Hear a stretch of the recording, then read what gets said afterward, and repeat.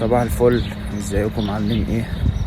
النهارده انا رايح الشغل بالمواصلات عشان العربيه بتاعتي بتتصلح وكده. فتعالوا معايا بقى اوريكم المواصلات عامله ازاي في النمسا. ده شكل المحطه اللي بننتظر فيها الباص. دي الشاشه اللي فيها اسماء الباصات والارقام بتاعتهم وفاضل قد ايه. فاضل 3 دقايق. ومن هنا تقطع التذكره بقى، الانجليزي ايطالي حسب اللغه اللي انت عايزها وحسب التذكرة اللي انت عايزها برضو. انا هقطع التذكرة اللي ب5 €60. بتفضل معاك 24 ساعة تركب اي مواصلة. وهنا 3 دقايق بالظبط والباص جه